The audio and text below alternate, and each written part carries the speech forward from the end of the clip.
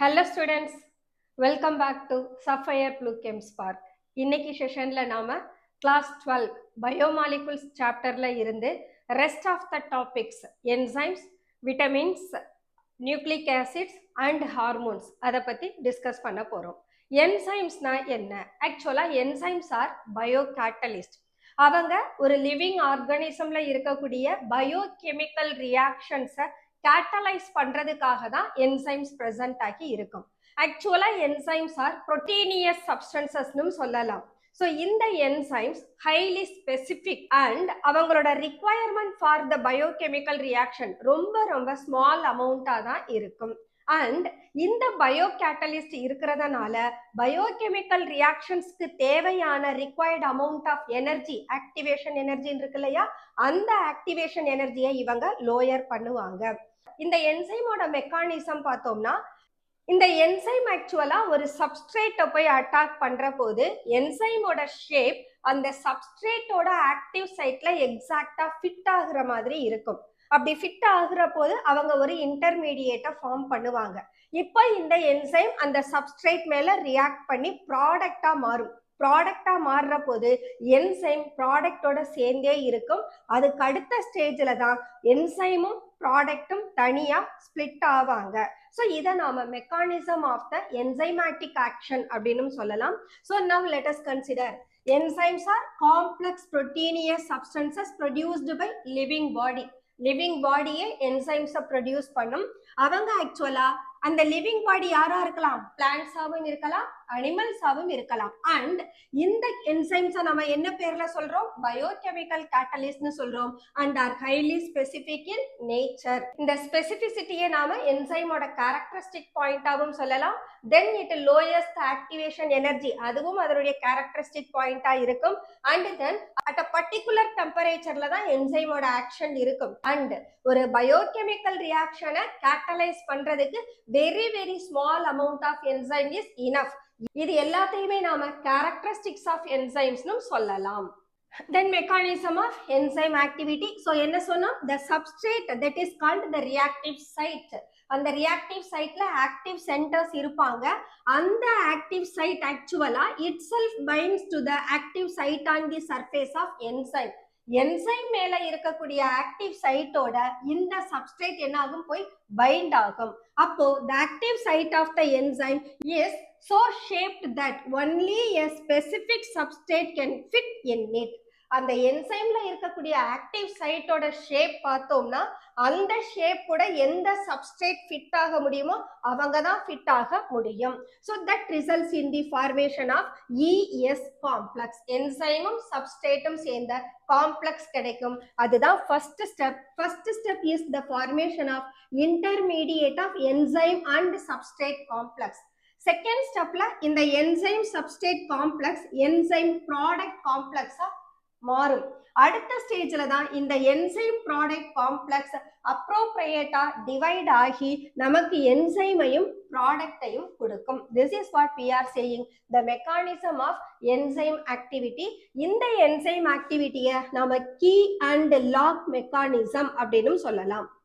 What do you mean by key and lock mechanism? ஒரு லாக்குக்கு key செய்யறோம்னு சொன்னா அந்த லாக்ல இருக்கக்கூடிய அந்த ஷேப்பை பொறுத்து தான் கீயோட ஷேப் இருக்கும். அந்த லாக்ல எக்ஸாக்டா கீ ஃபிட் ஆகுற மாதிரி தான் நம்ம கீயும் லாக்கும் செய்வாங்க. ஒரு லாக்ல எப்படி கீ போய் ஃபிட் ஆகுதோ அதே மாதிரி என்சைமோட ஆக்டிவ் சைட்ல இந்த சப்ஸ்ட்ரேட் போய் எக்ஸாக்டா ஃபிட் ஆகும். அதனால நாம இதை என்னன்னு சொல்லலாம், கீ அண்ட் லாக் மெக்கானிசம்னு சொல்லலாம். That's all enzymes. The next one, vitamins. Vitamins are chemical compounds.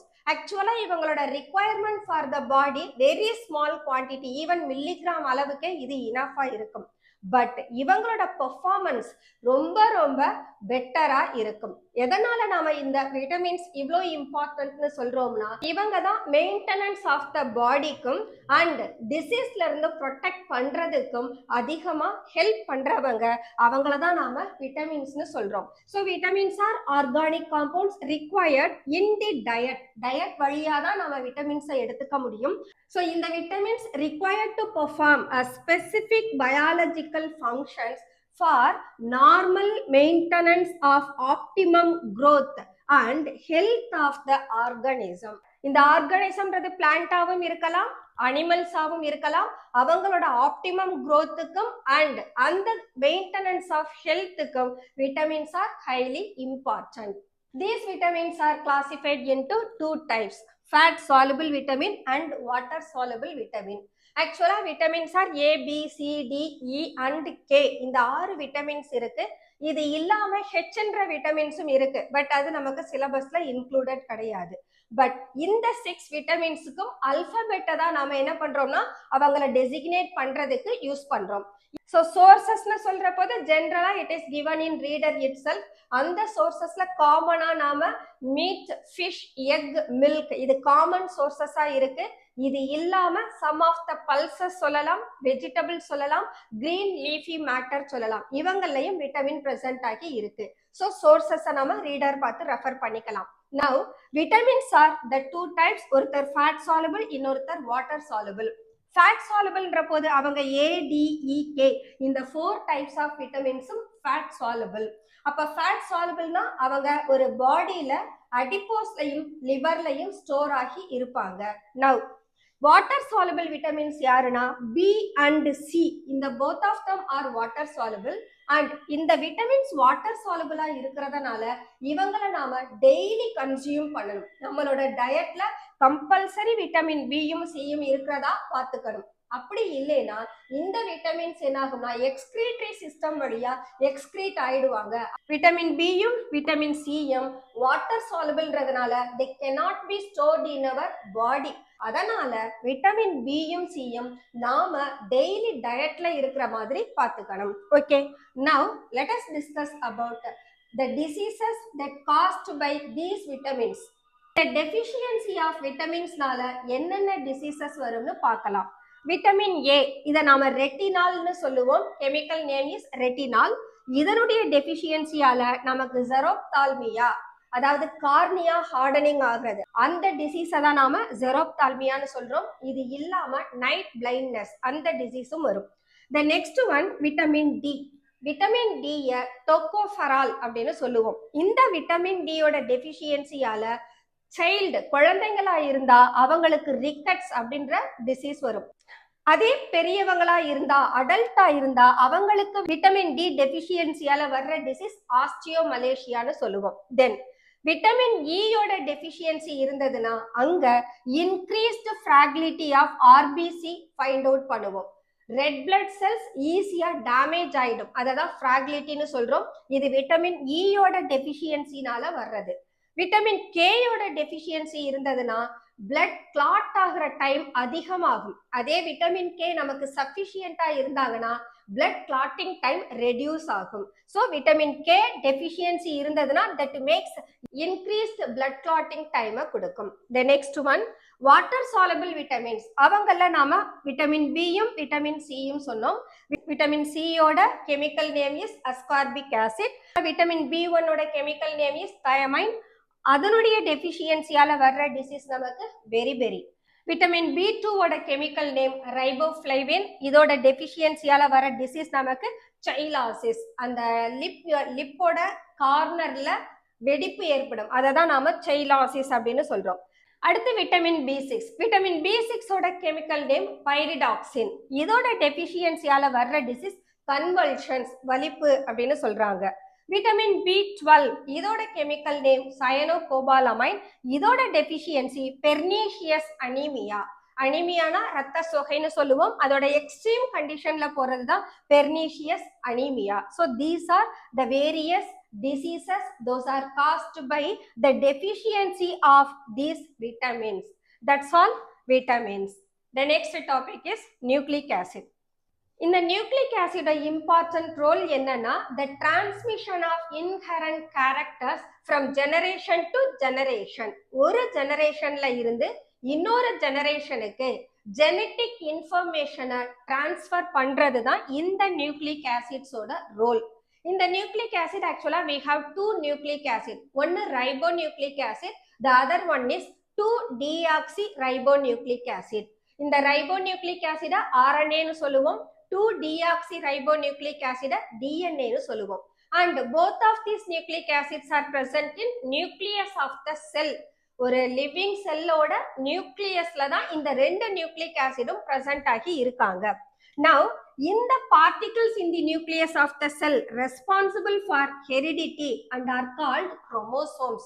Chromosomes which are made up of protein and another type of biomolecules called nucleic acid. ஒரு செல்லோட நியூக்ளியஸ்ல இருக்கக்கூடிய குரோமோசோம்ஸ் எதால ஆனதுன்னு சொன்னா புரோட்டீன்னாலையும் நியூக்ளிக் ஆசிட்னாலையும் ஆனது. அந்த nucleic acids தான் நாம 2 டைப்ஸ்னு சொல்றோம். those are DNA deoxyribonucleic acid and RNA ribonucleic acid. இந்த nucleic acids are the polymers of long chain polynucleotide அப்படினும் ரெஃபர் பண்ணலாம். Okay, now what are the chemical composition of nucleic acid? Nucleic ஆசிட்ஸ்ல 3 important chemical composition இருக்கு. ஒருத்தர் ஒரு 5 membered sugar moiety, அவங்கள pentose சுகர்னு சொல்லுவோம். இந்த pentose sugar is ribose unit. And இது இல்லாம நியூக்ளிக் ஆசிட்ல ஒரு பாஸ்பாரிக் ஆசிட் குரூப் பிரசன்ட் ஆகி இருக்கும் அண்ட் ஒரு பேஸும் பிரசன்ட் ஆகி இருக்கும். இந்த பேஸ் ஆக்சுவலா நாம பியூரின்ஸ் அண்ட் பிரிமிடின்ஸ் அப்படின்னு ரெண்டா கிளாசிஃபை பண்ணுவோம்.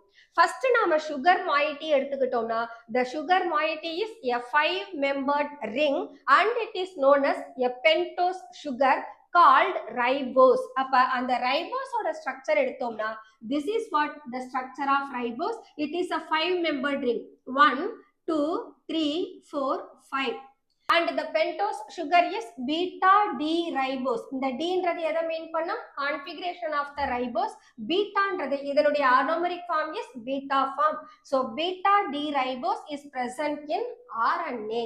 அதே நாம பீட்டா 2-deoxyribose இந்த சுகர் மாயிட்டி டிஎன்ஏல பிரசன்ட் ஆகி இருக்கும். அப்ப இந்த செகண்ட் பொசிஷன் ஆஃப் கார்பன்ல பாத்தீங்கன்னா ரைபோஸ் யூனிட், ஆர்என்ஏல இருக்கிற ரைபோஸ் யூனிட் OH ஆ இருக்கும். அதே டிஎன்ஏல இருக்கக்கூடிய ரைபோஸ் சுகர்ல ஜஸ்ட் ஹைட்ரஜன் மட்டும்தான் இருக்கும். அதனாலதான் இதை நாம 2-deoxyribose சொல்றோம். அதாவது செகண்ட் கார்பன்ல இருக்கிற OH குரூப்ல ஆக்சிஜன் இல்லாம ஹைட்ரஜன் மட்டும் present ஆகுது. That's why it is called beta 2-deoxyribose.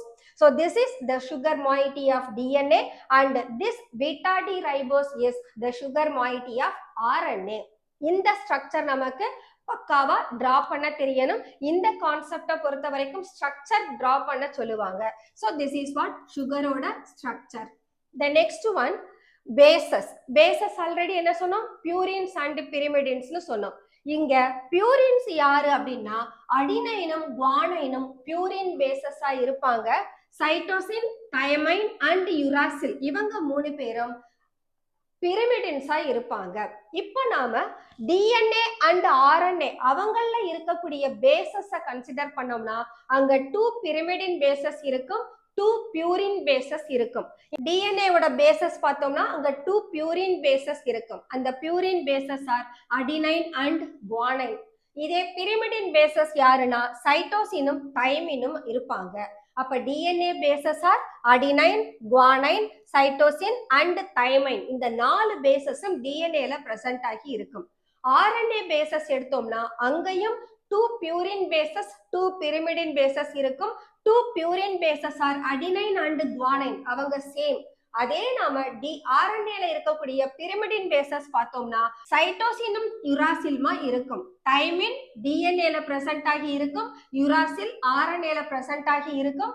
டிஎன்ஏலையும் ஆர்என்ஏலையும் காமனா இருக்கக்கூடிய bases adenine, guanine and cytosine. So these are the purine and pyrimidine bases of RNA and DNA. Now இவங்களோட ஸ்ட்ரக்சர் இம்பார்ட்டன்ட். இந்த ஸ்ட்ரக்சரை பத்தி டிஸ்கஸ் பண்ற போது பியூரினோட ஸ்ட்ரக்சர் எல்லாமே ஒரு 5 மெம்பர்ட் ரிங்கும் 6 மெம்பர்ட் ரிங்கும் ஃபியூஸ் ஆகி இருக்கும். அதே நாம பிரிமிடின் பேசஸ் பார்த்தோம்னா it is made up of only a 6 membered ring. இந்த ஸ்ட்ரக்சரை நாம கம்பேர் பண்ற போது அந்த ரிங்ல பொசிஷனை கொடுத்துருங்க.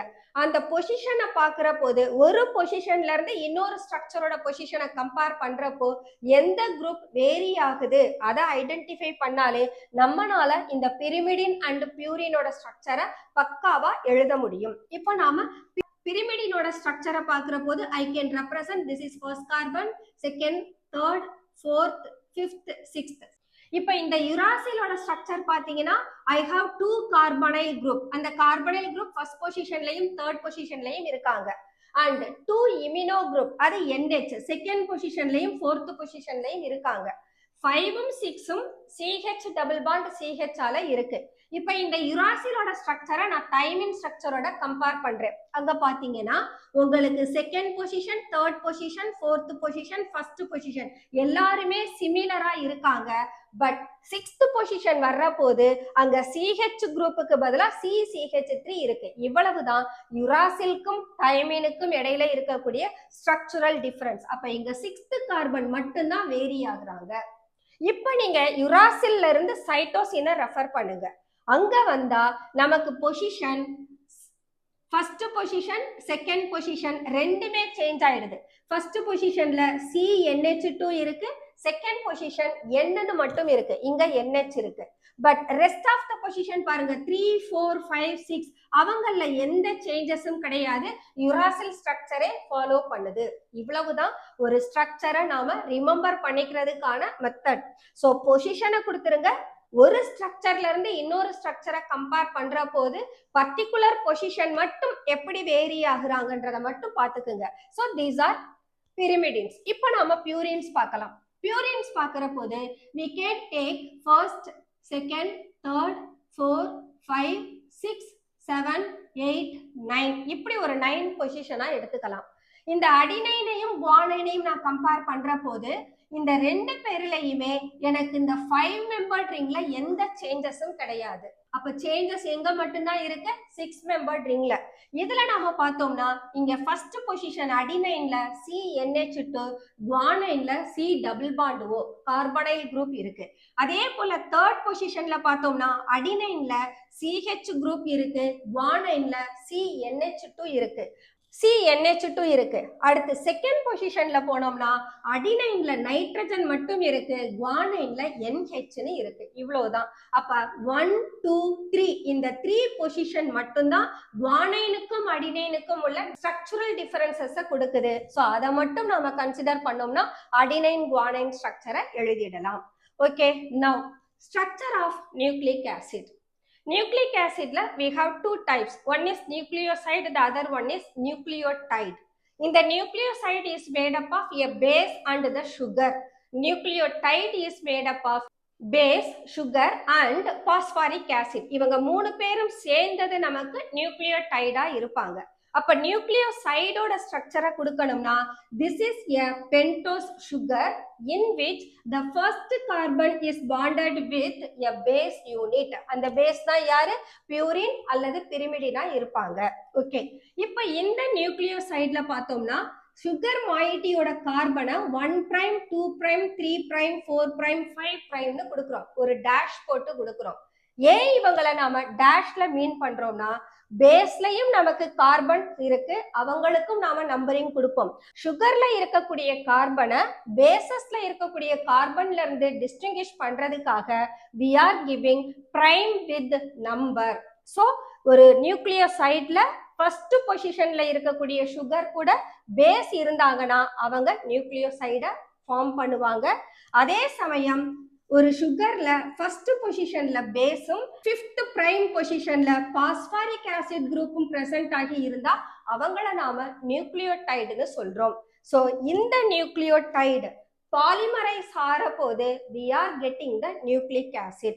அந்த பாலிமரைசேஷன் நடக்கிற போது அங்க பாஸ்போடைஎஸ்டர் லிங்கேஜ் ஃபார்ம் ஆகும் between the two units. DNA அல்லது ஒரு RNA ஃபார்ம் ஆகிற போது these nucleotides are joined together by phosphodiester linkage. Carbohydrate glycosidic linkage, proteins peptide linkage and nucleic acid எடுத்தோம்னா இங்க வர்ற type of linkages between the two unit phosphodiester linkage. இந்த phosphodiester linkage யாருக்கும் இடையில இருக்கும்னா சுகரோட 5th பிரைம் பொசிஷனுக்கும் அடுத்த சுகரோட 3rd பிரைம் கார்பன் ஆட்டம்ஸ்க்கும் இடையில form ஆகும். ஸோ அதுதான் இந்த ஸ்ட்ரக்சர் கொடுத்துருக்கோம். This is a sugar moiety. First பொசிஷன்ல பேஸ் இருக்கு, ஃபிஃப்த் பொசிஷன்ல ஆக்சுவலா யார் இருக்காங்க? CH2OH. இந்த CH2OHல தான் ஒரு பாஸ்பாரிக் ஆசிட் குரூப்பை கொடுத்துருக்கோம். இந்த பாஸ்பாரிக் ஆசிட் குரூப் அடுத்த சுகர் மாயிட்டில இருக்கக்கூடிய தேர்ட் பொசிஷன் OH ஓட இன்டராக்ட் பண்ணி அங்க பாஸ்போ டைஎஸ்டர் லிங்கேஜை ஃபார்ம் பண்ணுது.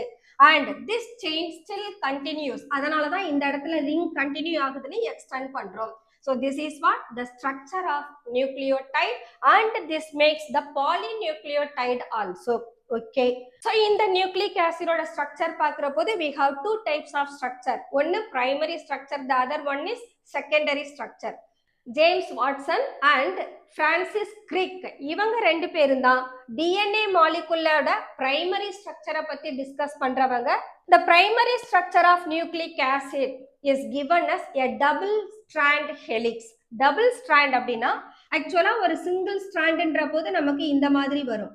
டபுள் ஸ்ட்ராண்ட்ன்ற போது we will get one more strand like this. இந்த மாதிரியான டபுள் ஹெலிக்கல் ஸ்ட்ராண்ட ப்ரொவைட் பண்ணது ஜேம்ஸ் வாட்சன் அண்ட் பிரான்சிஸ் கிரிக். இவங்க தான் இது போல டபுள் ஹெலிக்கல் ஸ்ட்ராண்ட் ஒரு பிரைமரி ஸ்ட்ரக்சர் ஆஃப் நியூக்ளிக் ஆசிட்ல இருக்கும்னு சொல்றாங்க. இந்த ஸ்ட்ராண்ட்ல பார்த்தோம்னா ஒரு ஸ்ட்ராண்ட்ல வரக்கூடிய ஒரு பேஸ் அடுத்த ஸ்ட்ராண்ட்ல வரக்கூடிய இன்னொரு பேஸ் கூட ஹைட்ரஜன் பாண்டை ஃபார்ம் பண்ணும். So the two strands are complementary to each other னு சொல்றோம். அந்த ஸ்பெசிபிக் பேஸ் பேர் யாரா இருப்பாங்கன்னா அடினைன் தைமினோட ஹைட்ரஜன் பாண்டை ஃபார்ம் பண்ணும், சைட்டோசின் குவானைன் கூட ஹைட்ரஜன் பாண்டை ஃபார்ம் பண்ணும். So these two strands are said to be complementary to each other, and this is what the primary structure of the nucleic acid.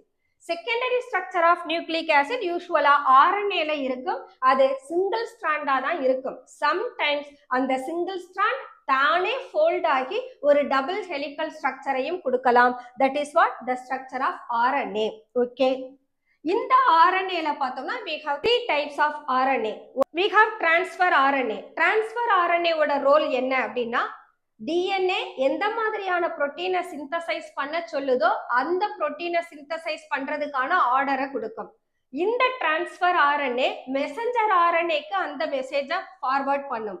Messenger RNA அந்த மெசேஜை ribosomal RNAல போய் deliver பண்ணும். இப்ப ribosomal RNA என்ன பண்ணும்னா அந்த புரோட்டீனை synthesise பண்றதுக்கான டெம்ப்ளேட் அங்க ரெடியா இருக்கும். அந்த புரோட்டீனை அது சிந்தசைஸ் பண்ணும். இதுதான் RNA ஓட ரோல். தென் மெசஞ்சர் RNA மெசேஜை deliver பண்ணமினால once again it goes back to its DNA structure. So these are the important roles of rRNA, ribosomal RNA, tRNA, transfer RNA, and mRNA, messenger RNA. Biological importance of nucleic acid ன்ற போது the first one is the transmission of genetic information from one to another. இந்த transmission நடக்கிற போது ஆக்சுவலா DNA molecule duplicate ஆகும். Duplicate ஆகிற போது பேரண்ட்ல store ஆகி இருக்கக்கூடிய ஜெனட்டிக் இன்ஃபர்மேஷனை டாட்டர் செல்க்கு டிரான்ஸ்ஃபர் பண்ணும். Second important role of nucleic acid is protein synthesis. The proteins are highly specific and they differ from one organ to another organ. Actually, RNA தான் protein synthesize பண்ணும், but எந்த மாதிரியான protein synthesize பண்ணணும்ன்ற order DNA கிட்ட இருந்து தான் receive பண்ணும். So these are the biological importance of nucleic acid. The next topic is hormones. ஹார்மோன்ஸ்ன்றது ஆக்சுவலா ஒரு கிளாண்ட் செக்ரேட் பண்ணக்கூடியதை தான் நாம ஹார்மோன்ஸ்னு சொல்லுவோம். Those glands are actually ductless glands.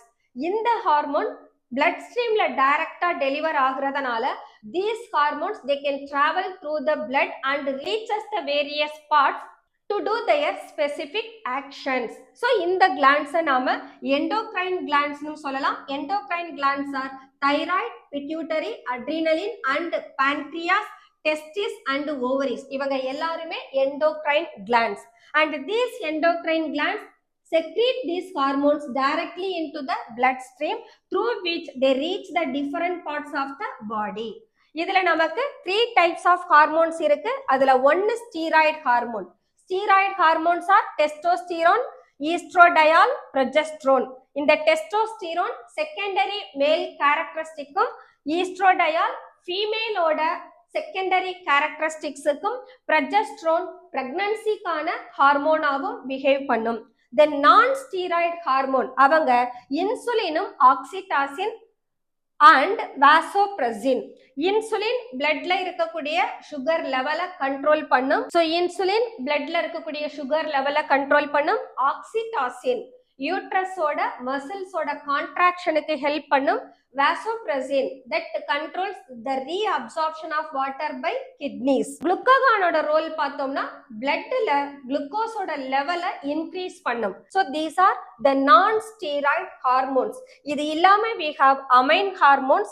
Those are thyroxine and adrenaline. Thyroxine hormone is secreted by thyroid. இவங்க மெட்டபாலிசமை control பண்ணுவாங்க. Adrenaline is a hormone. Actually, this is secreted under certain conditions of stress or fear. அந்த மாதிரி situationல மட்டும்தான் adrenaline secrete ஆகும். That's all the hormones. Okay students, let us close our today's session. Actually, biomolecules chapter நாம complete பண்ணிட்டோம். Better இந்த சாப்டரை கொஞ்சம் structures and structure elucidation and various chemical reactions அது வழியா நீங்க learn பண்ணீங்கன்னா பெட்டரா இருக்கும். ஓகே ஸ்டூடெண்ட்ஸ், சிபிஎஸ்இ ஸ்டூடெண்ட்ஸ்க்கான ஆல் 10 சாப்டர்ஸ் நம்மளோட சேனல்ல வீடியோவா நான் ஷேர் பண்ணியிருக்கேன். அதை நீங்க உங்களோட எக்ஸாமினேஷன் பர்பஸஸ்க்கு யூஸ் பண்ணிக்கலாம். Okay, all the best, by.